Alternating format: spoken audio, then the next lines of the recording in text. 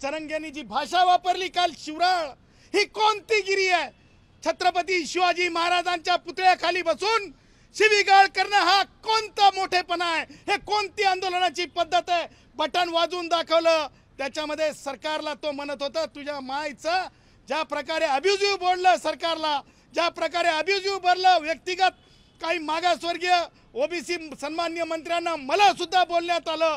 तिरळ्या बांग्या ह्या सगळ्या गोष्टी माननीय न्यायालयाने सांगितलं, लक्षात आलं. मनोज जरांगे पाटील पुन्हा एकदा नव्यानं उपोषणाला बसलेले आहे. उपोषणाचा चौथा दिवस होता. सरकारकडनं काही मंडळी तिथं आली होती आणि त्यावेळी मनोज जरांगे पाटील यांनी सरकारवरचा रोष व्यक्त करत काही अपशब्द वापरले. साहजिकच त्यांच्या त्या भावना होत्या, त्यांच्या मनामध्ये असलेली खदखद त्यांनी व्यक्त केली. काही शिव्यांच्या माध्यमातून सरकारवरती ताशोरे ओढण्याचं काम मनोज जरांगे पाटील यांनी केलं. उत्सुक त्या भावनेच्या भरातून त्या सगळ्या गोष्टी झाल्या असतील कदाचित, पण पुन्हा एकदा त्या सगळ्या गोष्टींना धरून ॲडव्होकेट गुणरत्न सदावर्ते यांनी माध्यमांशी प्रतिक्रिया दिली की ही कोणती पद्धत आहे? शिवराळ भाषेमध्ये हे उपोषण केलंय. छत्रपती शिवाजी महाराज यांच्या प्रतिमेच्या खाली बसून अशा पद्धतीनं शिव्या देणं, उपोषण करणं ही कोणती पद्धत आहे? अशा पद्धतीनं गुणरत्न सदावर्ते यांनी मनोज जरांगे पाटील यांच्यावरती टीका केल्याचं पाहायला मिळत आहे. त्या व्हिडिओच्या खाली पाटील आपली भाषा आपण सांभाळली पाहिजे अशा पद्धतीच्या काही प्रतिक्रिया सुद्धा पाहायला मिळतात. कारण की मनोज जरांगे पाटील हे मराठ्यांचा केंद्रबिंदू आहे आणि त्यांनी बोललेल्या शब्दावरती, त्यांनी केलेल्या कृतीवरती खऱ्या अर्थानं सगळ्या गोष्टी ठरणार आहेत. त्याच्यामुळे या सगळ्या गोष्टी तुम्हाला काय वाटतं? मनोज जरांगे पाटील यांनी जी भाषा वापरली आहे त्या भाषेबद्दल तुमचं मत काय? नक्की कमेंट मध्ये सांगायला विसरू नका.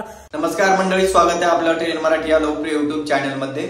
जरांगे पाटील यांचा व्हिडिओ सोशल मीडियावरती व्हायरल होतोय, ज्यामध्ये ते सरकारला शिव्या देताना पाहायला मिळत आहे. जरांगे पाटील यांच्या सरकारच्या प्रती असलेला रोष त्या शब्दाच्या माध्यमातून व्यक्त होतो. इतके दिवस झाले हा प्रश्न सुटायला तयार नाही, मग नेमकं सरकार काय करतंय? आणि याच भडकलेल्या भावनेतून जरांगे पाटील यांनी 2-4 शिव्या काल त्यांच्या उपोषणाच्या चौथ्या दिवशी दिल्या आणि त्यांचा व्हिडिओ सोशल मीडियावरती व्हायरल होतोय.